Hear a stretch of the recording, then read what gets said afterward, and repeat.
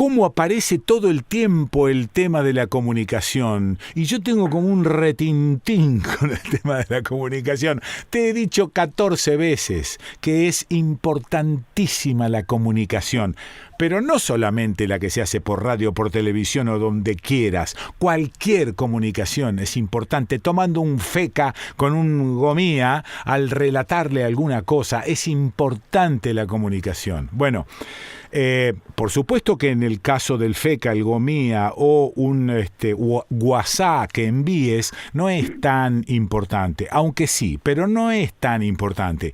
Importante es cuando laburás de eso, cuando trabajás en eso, cuando estudiás algo en profundidad y no sabés cómo comunicarlo.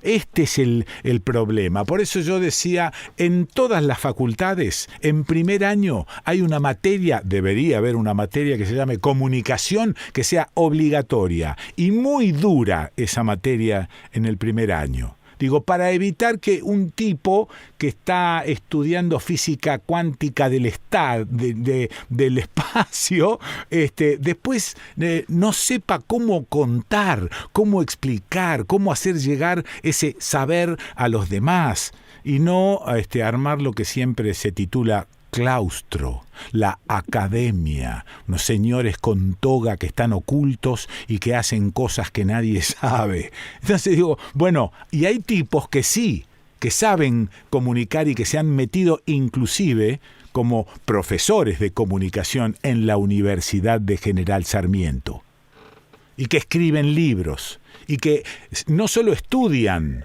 porque doctor en letras, doctorando en epistemología e historia de la ciencia. Bueno, no solo eso, sino que el tipo también sabe cómo comunicar estas cosas. El tipo es Nicolás Olsevicki. ¿Estás ahí, Nico? Hola, Quique. Qué lindo hablar con vos después de tanto tiempo. Sí, pero estoy muy enojado. No estoy. ¿Por qué?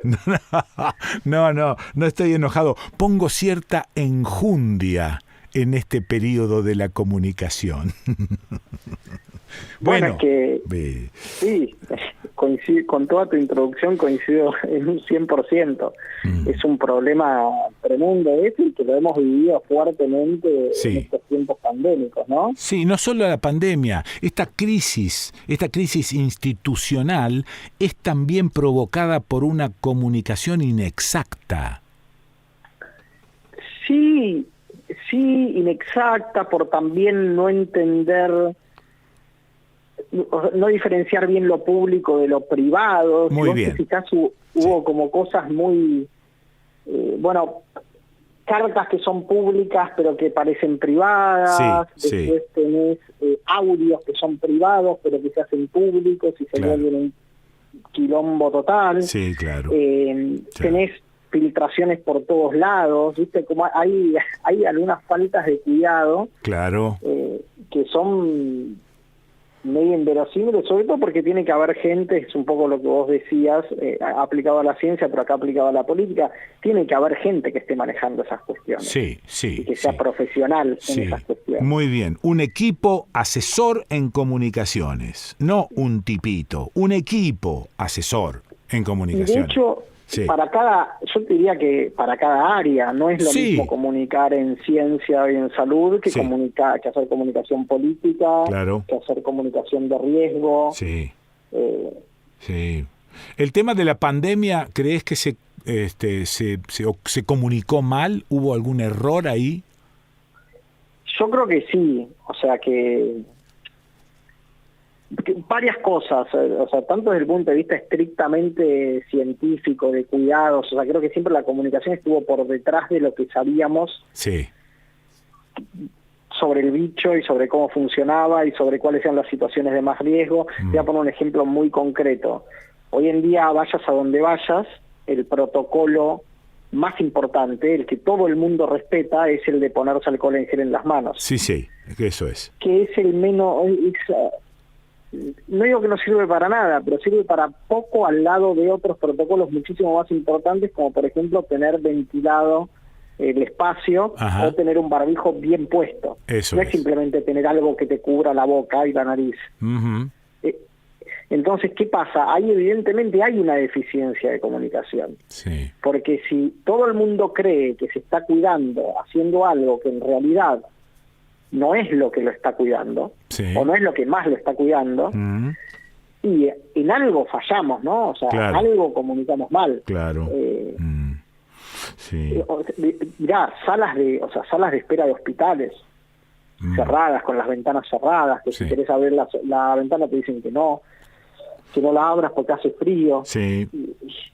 La verdad es que si hubiese habido una comunicación acorde a lo que sabemos de cómo funciona esto, eso no debería pasar. Eso Ahora, por un lado. Y por otro lado, me parece sí. que hubo una deficiencia en comunicación política, en el sentido de que no se capitalizaron algunas cosas que son heroicas, como por ejemplo la campaña de vacunación.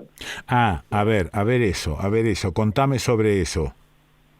Y no es normal, o sea, uno se acostumbró, ¿no? Y uno se enredó en quejas de ciertos grupos desestabilizantes sobre que tal vacuna, y que tal vacuna es mala, y que esta no sirve, y que hay que traer tal otra. Sí. Pero lo que se hizo en Argentina con la vacunación fue heroico, y no exagero, fue épico.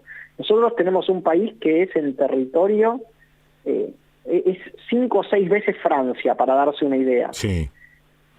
Somos un país quebrado, empobrecido, que consiguió vacunas por todos lados, porque también se dice, bueno, se ideologizó la vacuna. Argentina compró vacunas en todos lados. Tenemos vacunas inglesas, tenemos vacunas chinas, tenemos vacunas rusas, Sí.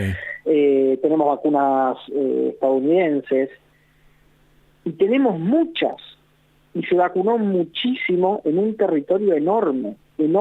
Ajá. Hoy tenemos a más del 90% de la población de más de 50 años vacunada. Sí. Que es me centro en esa población porque es la población que en definitiva más la padece, ¿no? O sea, Claro. que más sufre esta enfermedad. Sí. El 90% de las muertes son en esa población. Sí. Y tenemos a más del 90% vacunada. Ajá. Y eso uno lo normalizó. Sí. Y me parece que ahí también hay una falla en no haberlo capitalizado políticamente y no haber mostrado lo difícil y lo heroico que fue eso. Bueno, ahí Siempre aparece un error en la comunicación de esto. Exacto, es un error, y en la comunicación ya directamente te diría política. Sí. Porque no es que estás comunicando prevención, estás diciendo, loco, esto costó mucho laburo. Miren en dónde estamos parados. ¿Quién se imaginó que para julio de este año íbamos a tener a casi toda la población de riesgo vacunada? Ajá, ok. En Argentina, ¿quién se lo hubiese imaginado? Claro. Yo me decían 30% de la población de riesgo vacunada para julio de 2021 hace medio año y te firmaba. Sí. Lo que me parece que sucede también es que hay una simplificación de los sistemas, los distintos sistemas que hay para comunicar. Entonces la simplificación es, televisión de vez en cuando con algún cortito diciendo esto, pero no va más allá. Digo, no va a la escuela primaria, no va a la escuela secundaria, por utilizar un ejemplo. No. Claro. La campaña, en realidad, de concientización del tema vacunación quedó resumida a un par de medios. Claro. Sí, y es muy difícil porque te implica un laburo que es intergeneracional incluso. Sí, o sea, no... Sí. A ver, yo como comunicador sé que hay espacios que no sé usar directamente. Entonces... Ajá. necesito si yo tengo un equipo de trabajo propio, Sí. necesito tener un pibe de 20 años, ¿entendés? Claro. O una piba de 20 años que Claro. me ayude a pensar cómo llegar a esos espacios. Muy bien. Porque no alcanza con ser un profesional de la comunicación, me parece. No sé cómo la ves vos. O sea, no alcanza con haber estudiado y ser un profesional. La comunicación cambia todo el tiempo. Eso es, sí. Y los medios cambian todo el tiempo. ¿Y cómo? Y yo hoy aprendí a usar Instagram, pero no sé usar TikTok. Y resulta que los pibes están en TikTok y no están más en Instagram. Sí. Compro eso. ¿Cómo ves la discusión que se armó? Si la vacuna sí, la vacuna no. ¿Y cómo ves esto de Francia, por ejemplo? Que ha decidido que los trabajadores públicos que no estén vacunados no van a laburar y quedan suspendidos. Mira, a ver. La verdad es que tenemos la suerte de vivir en un país con muy pocos antivacunas. Más allá de los intentos denodados de ciertos comunicadores de instalar el tema y de instalar la desconfianza, los porcentajes de vacunados que tenemos no mienten. O sea, toda esa gente es gente que fue y se vacunó. Sí, señor. Con lo cual... Y tenemos la suerte de... Uy, se empezó a escuchar mal. Hola. ¿Vos me escuchás bien a mí? Sí, yo te escucho perfecto. Yo tengo un montón de retorno. Pero ¿será posible que tengamos que renegar? ¿Sabés qué? Hay gente interesada en que no hablemos de esto. Sí, por supuesto. Pero mira, ahí se fue el retorno. O sea, estaba interesada, pero no tanto. No, bueno, se dieron cuenta de que me di cuenta. ¿En qué andaba? ¿En qué andábamos? En la discusión vacuna sí, vacuna no, y esto de la obligatoriedad de la vacuna en el ejemplo de Francia. Bueno, yo en los lugares donde hay muy poca gente vacunándose, estoy a favor de la obligatoriedad. O sea, me parece que es la única manera de resolver una obligatoriedad. Puede ser una obligatoriedad digamos, forzada, o puede ir manejándose de a poco, del tipo, no podés viajar si no tenés la vacuna, no podés hacer esto si no tenés la vacuna. Entonces, bueno, la gente se termina vacunando. En Rusia, por ejemplo, en un momento, Rusia es un país que la tiene muy jodida, porque tiene muchísimas vacunas, pero no tiene gente que se quiera vacunar. Mira. Bueno, de hecho, tiene el 30% de la población produciendo una de las vacunas que más se distribuyen por el mundo, tiene apenas el 30% de su población vacunada. Y en Estados Unidos... Rusia lo que dijo... te iba a preguntar en Estados Unidos cómo es la cosa, porque también tenía noticias de que hay un no vacuna muy grande. Y Estados Unidos también está jodido y además ahora es muy notable, porque Estados Unidos, viste que es un mundo, o sea, uno no puede decir Estados Unidos. O sea, tenés los diferentes estados de Estados Unidos. Y se verifican cosas muy interesantes. Por ejemplo, los estados más trampistas, o sea, los estados más de derecha, tienen mayor cantidad de antivacunas, mayor cantidad de gente que no se vacuna, y por eso, no casualmente, son los estados que están sufriendo jodidamente la ola con Delta. Ahí está. Porque con Delta, ¿qué pasa? Aumentan los casos, incluso en los estados donde hay muchos vacunados aumentan los casos, pero lo que pasa cuando vos tenés muchos vacunados es que casos y muertes se desacoplan. O sea, si antes te voy a poner números inventados, pero si antes por cada 1000 casos tenías 100 muertes, ahora por cada 1000 casos tenés 2 muertes. Está bien. Ahora, ¿qué pasa? Si vos no tenés muchos vacunados, no se desacoplan nada la curva de casos y la de muertes. Delta contagia mucho, y los no vacunados se enferman mucho y se mueren mucho, que es lo que está pasando en Estados Unidos. Cuando uno ve ahora Estados Unidos y agarra hacia eso, crisis de hospitalizaciones en Florida, uno tiene que ir y fijarse, bueno, a ver, ¿cuántos vacunados tienen? ¿En qué grupos etarios están vacunados? Porque eso también es muy importante. ¿Qué grupo etario recibió la vacuna? Entonces, si vos ves que en Florida, por ejemplo, el 60% de los mayores de 50 están vacunados, y ahí tenés un 40% de personas que siguen siendo susceptibles y que son de riesgo. Cuando vos usás números y porcentajes, ¿estás haciendo periodismo científico? ¿Hay una diferencia entre el periodismo y el periodismo científico? ¿Por qué la adjetivación de científico, luego de la palabra periodismo, ya nos produce no te digo rechazo, pero lo ponemos dentro del terreno de la huevada para escuchar o mirar los domingos a la tarde tomando mate? Uy, qué lío. Mira, yo pensé que la representación era la contraria, era como, bueno, si es científico debe ser serio. No. Y por ende no lo escucho. No lo escucho porque es aburrido, porque los científicos no saben comunicar, porque no utilizan los yeites de la otra comunicación, porque creen que es deshonesto, que es puerco usar los yeites atractivos que usa la otra comunicación. Me fui al carajo, Claro, me fui al carajo. No, pero ese es un problema eterno de la discusión de qué es y cómo tiene que funcionar el periodismo científico. Eso. Y es como se pelean todo el tiempo. Yo no me considero periodista científico, en realidad, o sea, yo me considero comunicador de ciencia. Bien. Porque me parece que el periodismo tiene algún rasgo así muy acotado a lo novedoso, a la noticia, y a mí no me interesan tanto las noticias, listo, la verdad. Listo. Y me parece que la ciencia, de hecho, tiene un carácter intrínsecamente antinoticioso. Ajá. Es muy difícil que haya noticias en ciencia. Claro. Sí. Pero esa discusión que vos planteás, y se da permanentemente, esa discusión de cuando yo estoy usando otro lenguaje para contar el lenguaje de la ciencia, ¿lo estoy pervirtiendo? ¿Lo estoy deformando? O aberretando. ¿Estoy mintiendo? Estoy aberretando.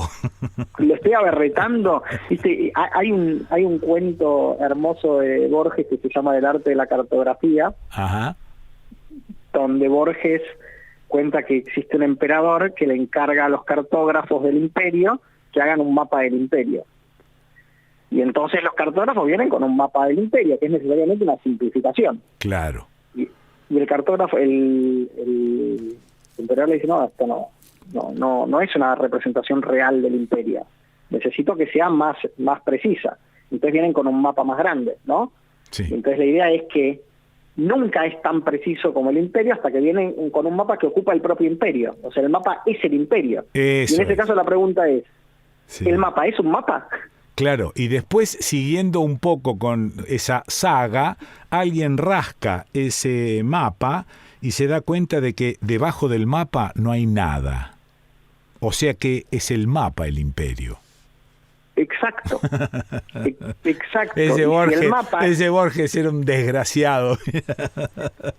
Pero el punto es ese, que si el mapa es el imperio, ¿para qué sirvió hacer el mapa? Claro, para nada. Claro. ¿Para Entonces, qué cuando uno reemplazar? comunica, en algún sentido, hace mapas. Sí, señor. Pero tienen que ser mapas. Sí, okay. En serio. Sí. Yo no puedo ser, siguiendo con Borges, Pierre Menard, autor del Quijote, y volver a escribir el Quijote. O sea, yo si quiero comunicar un paper sobre, no sé, eficacia de una vacuna, no voy a escribir de nuevo el paper. Claro. Algo tengo que hacer con eso, porque señor. por algo ese paper no le llega a todo el mundo.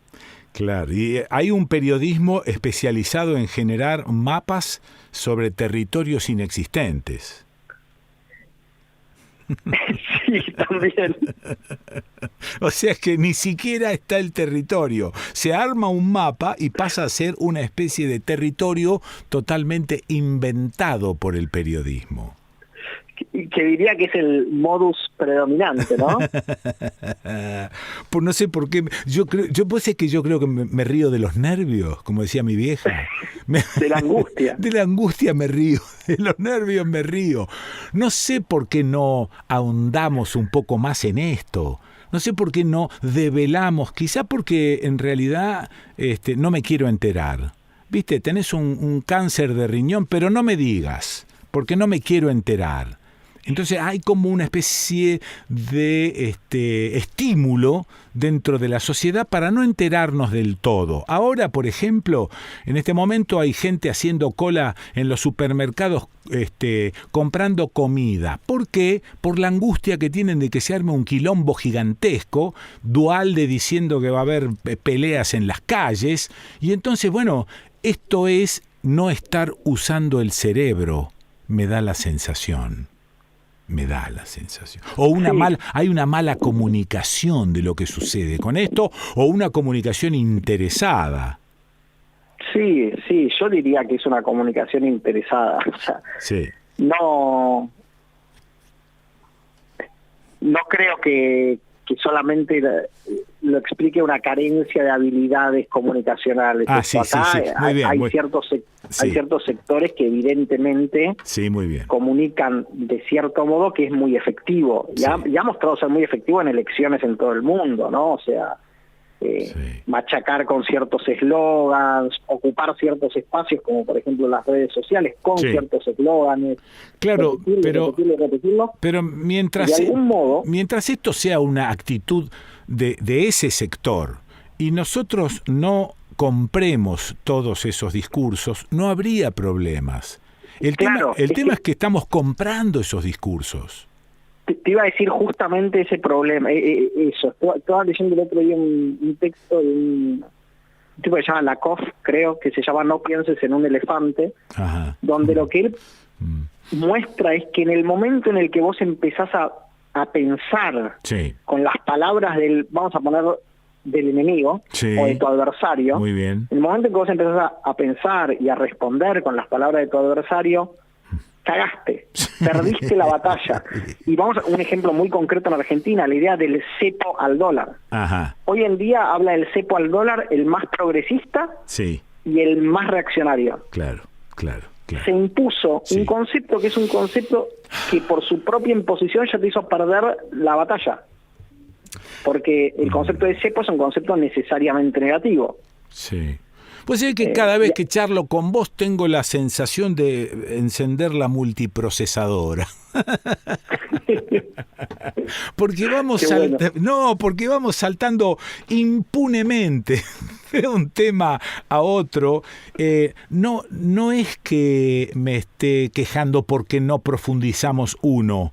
Me gusta más esto de la munición fina y tirar al barrer, porque es un desate de algunos pensamientos, de algunas dudas y de muy pocas certezas.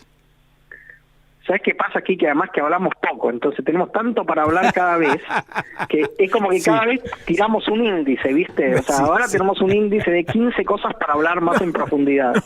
No, por favor. Bueno, anotalas, te llamo otro día. Dale. Dale. Nico, abrazo grande. Un abrazo enorme, Quiquito. Bueno, chau.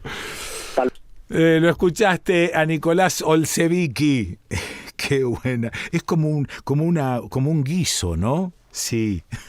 Y le vamos metiendo cosas ahí adentro. Pero bueno, algo quedará. ¿Y dónde lo escuchaste a Nicolás Olsevicki? Y aquí, en Estudio País.